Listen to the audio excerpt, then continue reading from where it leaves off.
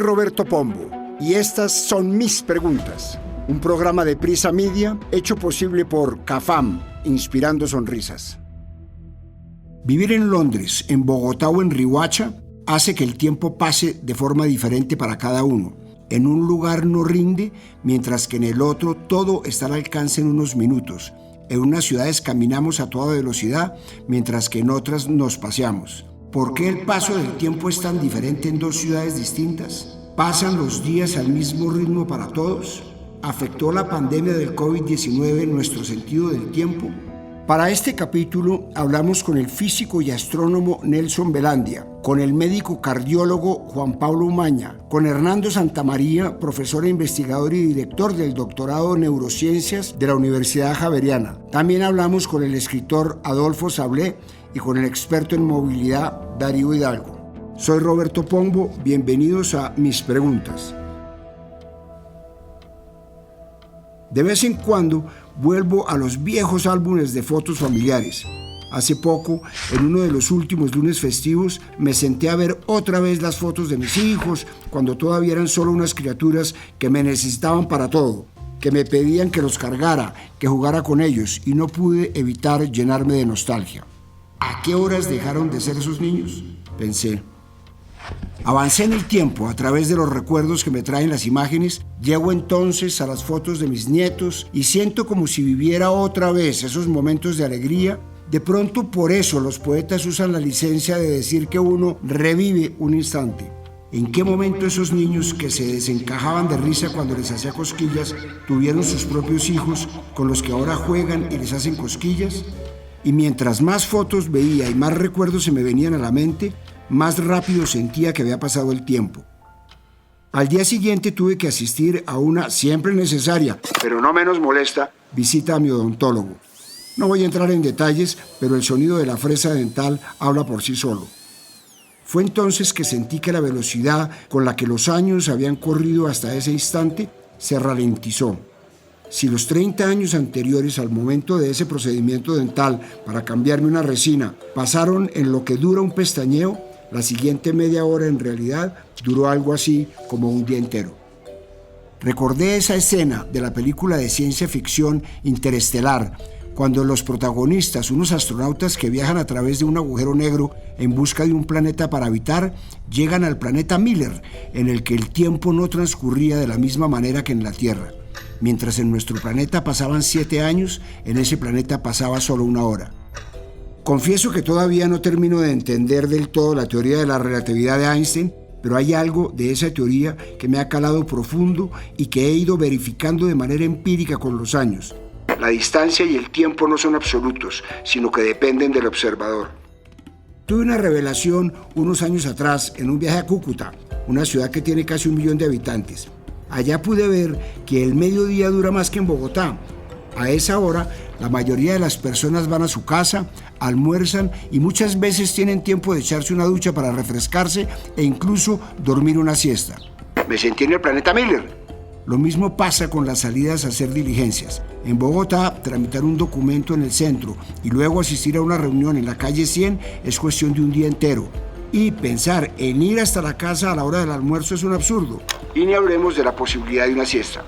¿Por qué el paso del tiempo entre las dos ciudades y entre muchas otras parece cambiar como si estuvieran en galaxias lejanas? ¿Cambia esto la calidad de vida de sus habitantes? Abro este capítulo con el testimonio de Adolfo Sablé, un hombre que pasó de vivir en una ciudad que va un poco despacio como Barranquilla a vivir en el ajetreo eterno de Bogotá y no ha renunciado a la siesta del mediodía. ¿Cómo cambia esto la calidad de vida de las personas? ¿Cómo cambia eso la vida de las personas? Pues no sé, yo creo que es una especie de balance, porque en la capital tú tienes muchas más opciones profesionales y más oportunidades como de crecer, de mejorar. Quizás en las otras ciudades te puedes estancar, pero a cambio de eso llevas una vida mucho más calmada, no con tanto afán. Es que en Bogotá literalmente uno siente que el tiempo no alcanza, pero es precisamente por eso, con tanta gente, con tanta distancia por recorrer, con tantas ocupaciones, pues es sacrificar unas cosas por otras. Entonces ahí es, pues, ¿qué prefiere uno? O el éxito profesional con un detrimento en la calidad de vida, o estar quizás no tan exitoso a nivel nacional, pero con tiempo para dedicárselo a uno mismo. Las respuestas parecen obvias, pero busqué y revisé con detalle algunos datos para que me ayudaran a entender por qué el tiempo en Bogotá, por ejemplo, parece que pasara más rápido y no alcanzara para hacer 3 diligencias en un mismo día. De acuerdo con el estudio Global Traffic Scorecard de INRX, Bogotá es sexta en el ranking de las ciudades con peor tráfico del mundo. La primera en Sudamérica, seguida por Medellín. Debajo inmediatamente de una ciudad como Nueva York, que tiene algo así como 2.1 millones de carros, 8.4 millones de habitantes y un sistema de metro y de transporte público que cubre casi toda la ciudad. Según este mismo estudio, en Bogotá se pierden cerca de 122 horas al año, más de 5 días, debido al congestionamiento. En Medellín, 91 horas y en Cali, 66. Ese mismo ranking encontró que la velocidad promedio en la capital es de 11 millas por hora, es decir, algo así como 17,7 kilómetros por hora. Para que se hagan una idea, la ciudad que encabeza esta lista es Londres, con 156 horas perdidas al año, seguida de Chicago, 155 horas, París, 138 y Boston, 134. Siento que por fin clasificamos en una lista con grandes ciudades, pero no por los motivos correctos. El índice de tráfico TomTom hecho el año pasado nos deja con cifras más desalentadoras. En Bogotá se gastan 26 minutos con 20 segundos para avanzar 10 kilómetros y gastamos 249 horas en trancones en las horas pico por año, el doble de lo que indica el estudio de INRX. Y la velocidad promedio es de 19 kilómetros por hora. No importa a cuál de los dos estudios le hagamos caso, a los bogotanos se nos va el tiempo metidos en trancones. Y ese deshonroso sexto lugar y esos números sobre el tiempo gastado en el tráfico lo logramos a pesar de que las cifras de Bogotá como vamos apuntan a que el primer y segundo medio de transporte que más usamos en la ciudad es transporte público. 29% usa Transmilenio y 25% bus particular. Es decir, más de la mitad de la población no se mueve en carro. Veo estas cifras y pienso entonces que el transporte público podría ser la solución para recuperar algunos minutos de esas 122 horas que perdemos en el año, que quizás cuando por fin llegue el metro y un tranvía a la ciudad, esto va a mejorar, que las calles se van a descongestionar, que vamos a ir más rápido y el tiempo va a pasar más lento. Pero fue entonces cuando vi un video que se hizo viral. Porque yo salgo a las 5 de la mañana, estoy llegando tipo 8 de la noche a la casa. Realmente es un tiempo que uno se lo está quitando a los hijos. Y por la tarde salgo a las 5 y tengo que hacer otro recorrido de 2 horas y media porque es más complicado. Y ese tiempo sí me gustaría utilizarlo más para compartir de pronto con mi familia. Se trata de un reportaje de la BBC que sigue a Alba Duarte, una empleada doméstica, en su recorrido al trabajo. Sale a las 5 de la mañana desde su casa en el sur de Bogotá para llegar a las 7 a su trabajo en el otro extremo. Cada trayecto le toma 2 horas en las que debe tomar un bus, un Transmilenio y caminar. Es decir, es trabajar antes de trabajar con el agravante de que esas 4 horas al día no se las pagan. Esta es una historia que se replica al menos cientos de miles de veces en Bogotá, una ciudad que obliga a una gran parte de la gente a desplazarse desde los mismos puntos hacia los mismos destinos por su distribución y un sistema laboral que nos obliga a movernos a las mismas horas a millones de personas. No hay sistema de transporte que soporte esta rutina fallida. Somos una ciudad en la que sus habitantes pierden días enteros cada año en buses atiborrados. El tiempo entonces sí pasa más rápido. Y si en el transporte público llueve, en el particular no es campo. Desplazarse en vehículo particular, como ya sabemos, hace que el tiempo se acelere afuera. Según el registro distrital automotor de la Secretaría Distrital de Movilidad, en 2021 había 1.901.395 carros particulares y 466.929 motos. En una ciudad de un poco más de 7 millones de habitantes y con vías estrechas y dañadas. Esa cantidad de vehículos es la fórmula segura para viajar muy lento. Y como ya vimos, la velocidad promedio en la ciudad es de 19 kilómetros por hora. Afuera de los carros, el tiempo pasa más rápido. Esto me recuerda la ya manida frase de un exalcalde que dice que es feliz en un trancón mientras ve pasar a toda velocidad los buses rojos biarticulados. Pienso entonces en Alba, la protagonista del video de la BBC, en la rutina de miles de bogotanos en los portales de Transmilenio a las 5 de la mañana, incluso cuando no ha salido el sol, que se agolpan al mismo tiempo para embutirse en ese biarticulado. Sí, van solo un poco más rápido, pero ¿en qué condiciones? Porque ya no se trata entonces del tiempo, sino de la calidad de ese tiempo. Aunque hay que reconocer que este hacinamiento en los vehículos de transporte público pasa en todas partes del mundo a la misma hora. Hagamos el siguiente ejercicio. Pongamos el ejemplo de Alba, que es el caso de miles de personas en Bogotá, que pasa en promedio 4 horas al día entre buses, es decir, 24 horas a la semana si trabaja 6 días. No son 24 horas que pueda usar para descansar, porque casi siempre, por la hora en la que se desplaza, debe ir de pie y apretada contra las demás personas, con una mano agarrada del tubo y con la otra apretando el celular para que no se lo roben. Es un día entero a la semana que pasa de pie, incómoda, justo antes y después de una pesada jornada de trabajo. Un día entero menos cada semana, menos tiempo que comparte con sus hijos. He escuchado también otros argumentos que dicen que el paso del tiempo también tiene que ver con el ritmo de vida de los habitantes. Por ejemplo, que en las ciudades de la costa todo va a otro tiempo, más suave, como si siguieran el ritmo de las olas. Pero según los datos de la encuesta de percepción ciudadana de Cartagena Cómo Vamos, la frescura de los costeños no tiene nada que ver con la velocidad a la que se transportan en la ciudad. Según esta encuesta, un 44% de los cartageneros se transportan en bus o en Transcaribe, pero menos del 50% de los que usan estos medios se sienten satisfechos por las demoras. Y es que según cifras del Departamento Administrativo Nacional de Estadística, DANE, un cartagenero tarda 42 minutos en cada trayecto de su casa al trabajo, es decir, 1 hora y 24 minutos cada día, en una ciudad de un poco más de 83 kilómetros cuadrados, más bien pequeña. Y claro, no hay discusión en que Bogotá, por su tamaño y por la cantidad de gente, es la ciudad donde más cuesta moverse. Pero según el DANE, Cartagena es la tercera en la lista, es decir, que un habitante de Cartagena perderá 28 horas de su vida en un bus, carro o moto cada mes. Se nos está yendo el tiempo, la vida intentando movernos. Busco a Darío Hidalgo, profesor de Transporte y Logística de la Universidad Javeriana. Le quiero preguntar, ¿qué se debe hacer para que el tiempo no se nos siga yendo metidos en un bus y en un carro?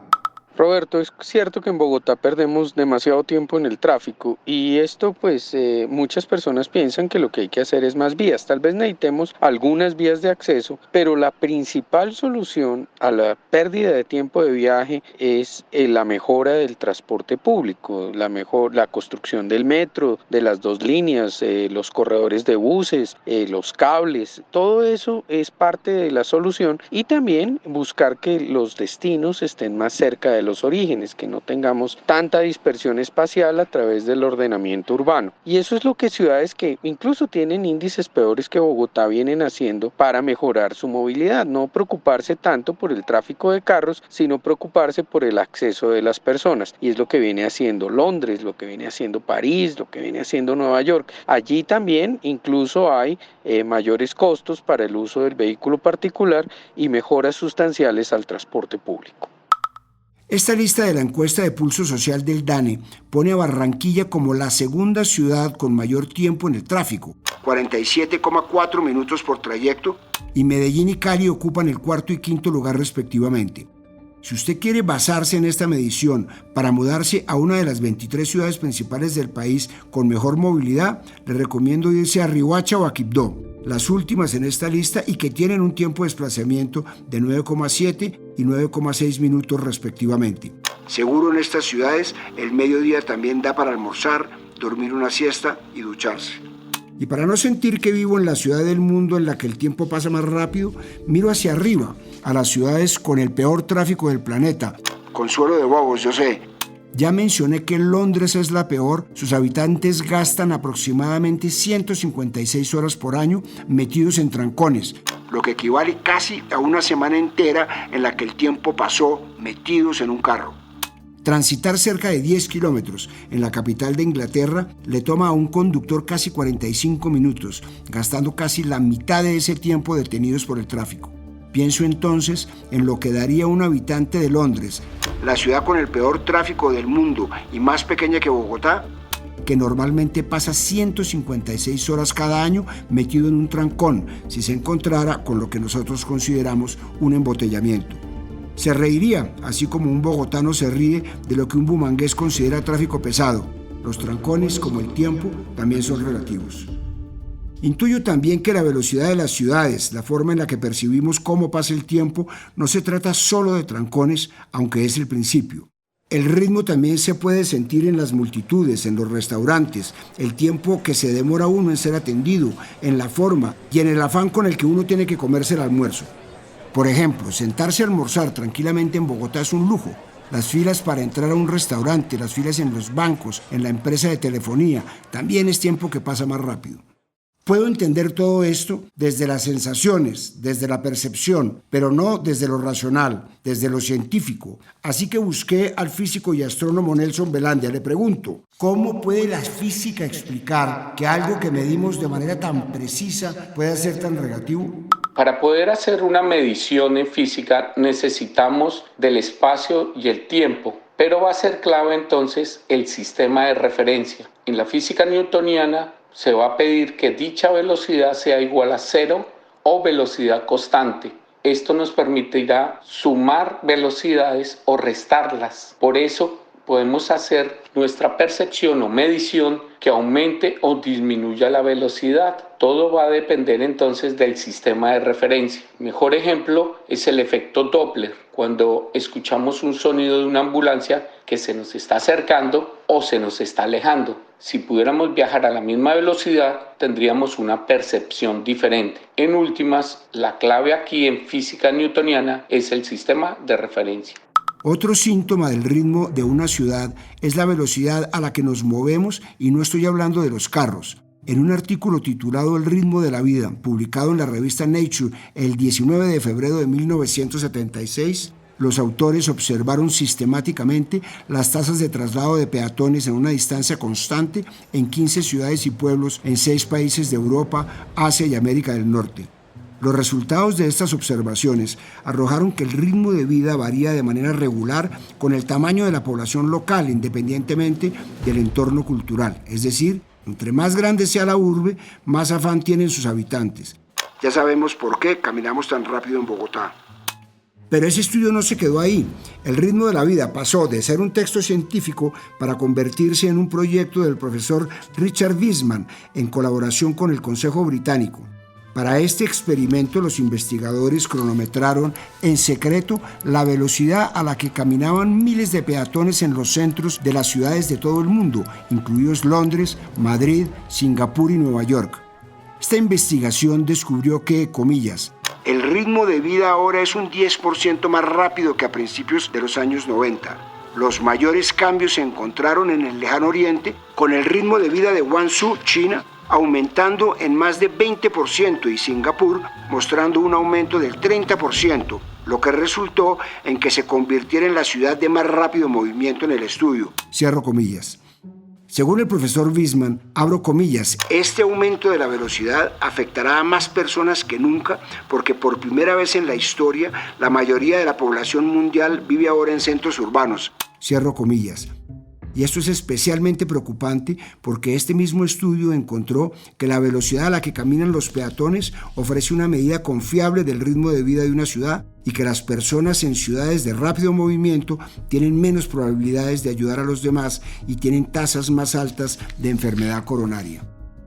Quizás esto tiene mucho que ver con ese viejo adagio de que el tiempo es oro, pero esta misma frase, sobreutilizada, es muy cercana a la conclusión a la que llegó el psicólogo e investigador Robert Levine en su artículo El ritmo de la vida en 31 países, publicado en la revista de Psicología Intercultural en marzo de 1999. En su artículo, Levine señala que, comillas, en general, el ritmo de vida es más rápido en Japón y los países de Europa Occidental, y fue más lento en los países económicamente subdesarrollados. El ritmo fue significativamente más rápido en climas más fríos, países económicamente productivos y en culturas individualistas. Cierro comillas. Leo todo lo anterior y no puedo evitar hacer la comparación con Colombia. Pienso en Bogotá, una ciudad fría y gris, con el Producto Interno Bruto más alto del país, donde caminamos rápido sin mirar a los ojos a los demás, siempre estamos de afán y no hay tiempo para detenernos. Pienso también en Antioquia, especialmente en Medellín, un departamento culturalmente obsesionado por la producción, con el segundo PIB más alto del país. Pienso en el ritmo con el que los paisas caminan en el centro, por la oriental con Ayacucho. Y al otro extremo está San Andrés, una isla caribeña donde sí se camina al ritmo de las olas y el PIB es de los más bajos. Tampoco puedo dejar de hacer conclusiones rápidas y pensar en los trancones de estas tres ciudades, en los relativos que son los del uno para el otro. Con todo lo anterior, no puedo dejar de pensar en algo que puede sonar bastante hippie. El tiempo es relativo, también porque cada uno lleva un segundero a diferente ritmo en el pecho. Déjenme explicarme y citar algunos datos científicos para que no piensen que les quiero vender una idea esotérica. Piense en el ritmo de su corazón, a la velocidad a la que va su mente cuando se agita, y todo lo contrario, la velocidad del tiempo cuando sus latidos van más lentos. Ninguna de las dos, los latidos y el tiempo, son constantes, ya lo sabemos. Hace solo unos meses, la investigadora postdoctoral en neurociencia cognitiva de la Universidad de Londres, Irena Aslanova, junto con dos colegas, publicaron el estudio El tiempo percibido se expande y contrae dentro de cada latido del corazón en la revista académica especializada Current Biology. Es decir, los sentimientos pueden hacer que nuestra percepción del tiempo cambie. Para llegar a esta conclusión, hicieron un experimento en el que 28 personas aprendieron a distinguir la duración de dos estímulos visuales o auditivos. Por ejemplo, los participantes observaron dos formas o escucharon dos tonos distintos. Se presentó un elemento o sonido de cada par durante 200 milisegundos y el otro durante 400 milisegundos. Después, los voluntarios vieron una señal, un nuevo sonido o una nueva imagen, y tuvieron que calcular si era más corta o más larga que las primeras. Pero hubo un giro adicional. Los sonidos e imágenes nuevos se combinaron con un momento particular en el ritmo cardíaco de cada uno. Cuando el corazón se contraía, la sístole, o se relajaba, la diástole, durante el latido del corazón. En la sístole, la percepción de los participantes fue que la duración del tiempo era más corta de lo que realmente era. Y en la diástole era todo lo contrario. Y esta no fue la única investigación que llegó a una conclusión de este tipo. Un grupo de la Universidad de Cornell publicó un hallazgo similar en la revista Psychopsychology. En marzo de este año, los investigadores Mark Whitman, Yves de la Rosa, Adam Anderson y Saadet Sadeghi centraron su estudio en ver cómo varía la percepción del tiempo entre latidos cardíacos individuales. Uno de los autores de este estudio, el neurocientífico cognitivo Adam Anderson, le dijo a la revista Scientific American que este experimento muestra cómo el corazón influye en la experiencia del tiempo a medida que se desarrolla. Le dijo a esta revista que, comillas, el tiempo se compone de esos milisegundos. Estos pequeños momentos probablemente cuentan una historia más grande. Cierro comillas. Busco al doctor Juan Pablo Umaña, médico cardiólogo, y le pregunto, ¿cómo pueden los latidos del corazón afectar nuestro sentido del paso del tiempo? El ritmo del corazón puede o no afectar nuestro sentido del paso del tiempo. Se ha investigado durante mucho tiempo y alrededor de la cual existen múltiples teorías sin que se haya podido establecer algo con certeza u objetivamente. Sin embargo, y basado en este estudio realizado por investigadores de la Universidad de Cornell, parece existir una relación entre la percepción del tiempo y la variabilidad de la frecuencia cardíaca. Esto también es evidente en el yoga o la meditación, cuando se logra un estado profundo de conexión con el sistema cardiovascular, con lo cual se puede disminuir la frecuencia cardíaca a niveles de 40 latidos por minuto. Durante ese tiempo, las personas alcanzan un nivel de paz y tranquilidad en el cual la percepción del paso del tiempo es claramente mucho más lenta, de manera que si juntamos esa experiencia empírica con lo publicado por los investigadores en la Universidad de Cornell, podemos llegar a la conclusión de que probablemente sí hay una relación directa entre la variabilidad de la frecuencia cardíaca y la percepción del tiempo. Creo que el aislamiento en 2020 por la pandemia de COVID-19 también nos dio una lección sobre la percepción del tiempo. El mundo cambió el ritmo en todo sentido. Si por un lado la agitación por millones de muertos por el virus y todo lo que pasó después parece un evento lejano, el encierro, el silencio y la quietud, la oportunidad de tener más tiempo de calidad hizo que todo pasara más lento. Esto me recuerda a otra historia. Ruth Ogden es una psicóloga de la Universidad John Moores de Liverpool y durante el confinamiento sintió que su sentido del tiempo se había distorsionado tanto que esto la llevó a hacer una serie de encuestas en todo el mundo durante la pandemia y los resultados confirmaron su hipótesis. Nuestro sentido del tiempo puede ser muy variable y puede alterarse por la emoción, la satisfacción social, el estrés, el compromiso mental e incluso nuestra cultura. Le traslado la pregunta a Hernando Santamaría, doctor en neurociencias, profesor e investigador de la Universidad Javeriana. El tiempo no es algo que exista en el mundo per se. El tiempo no existe solo en el mundo. Las cosas progresan en el mundo. Uno podría pensar que las plantas tienen un tiempo donde viven y mueren, qué sé yo, hay unos tiempos biológicos. Pero la constitución y la experiencia del tiempo no depende solo del mundo externo, sino depende también de sistemas biológicos internos que están modificados por la carga emocional, las experiencias pasadas, el contexto histórico, las cosas contextuales contingentes que cambian, etcétera, etcétera. Entonces sí es posible que eso ocurra. El cerebro y los sistemas biológicos del humano siempre están dispuestos a entender lo que ocurre en el mundo y una de las comprensiones que tenemos es que las cosas avanzan, van para algún lado, ¿no? El tiempo además es una de las fuerzas físicas clásicas más relevantes que ha tenido millones y millones de estudios, ¿no? Todas las nociones de espacio, tiempo, gravedad son de las nociones físicas más constitutivas de este universo. Luego que nuestro cerebro tenga que tener una comprensión de cómo se da eso, cómo se da el espacio y cómo se da el tiempo es comprensible, ¿no? Eso pasa, digamos. Es un sistema biológico intentando entender una fuerza física. Pero ese sistema biológico que somos nosotros es finito. Tiene emociones, tiene una capacidad de comprensión limitada, etcétera, etcétera. Y por eso esa experiencia del tiempo puede ser distinta, contingente, variable en función de lo histórico, de lo contextual, de lo cultural y de nuestras propias vivencias mentales y emocionales. Según le contó Ed Miyawaki, médico neurólogo de la Universidad de Harvard al servicio de Radio Pública de Estados Unidos, hay un reloj emocional, hay un reloj de memoria, hay varios tipos de relojes dentro de nosotros, pero no están sincronizados entre sí. El cerebro no tiene un reloj maestro. Simplemente hay una interacción compleja entre nuestros sentidos que actúan sobre nuestro sentido del tiempo, por eso es tan variable. Con experiencias que nos causan expectativa, como la noche anterior a un viaje, el tiempo parece ir más lento. En cambio, las horas parecen evaporarse si estamos emocionados o pasándola bien. Ahora, cuando me vuelva a dar nostalgia viendo los álbumes de fotos viejas y sienta que la vida pasó en un suspiro, voy a procurar bajar el ritmo del corazón, también cuando esté reunido con mis hijos y mis nietos, para que el tiempo pase más despacio. Y cuando vuelva a que me reparen otra resina, procuraré que mi corazón lata rápido para engañarme y sentir que solo es cuestión de 5 minutos. Soy Roberto Pombo y este fue el capítulo número 43 de Mis Preguntas. Nos vemos en un próximo capítulo. A partir de este momento, este capítulo de Mis Preguntas queda disponible en todas las plataformas de podcast. Este episodio fue posible gracias a CAFAM, Inspirando Sonrisas. En la dirección, Roberto Pombo. Producción general y guiones, Juan Abel Gutiérrez. Asesor editorial, Daniel Sampero Espina. Investigación y entrevistas, Johnny Rodríguez. Producción de campo, Marcela Salazar. Dirección de sonido y postproducción, Daniel Murcia. Edición de sonido, Carlos Bernal.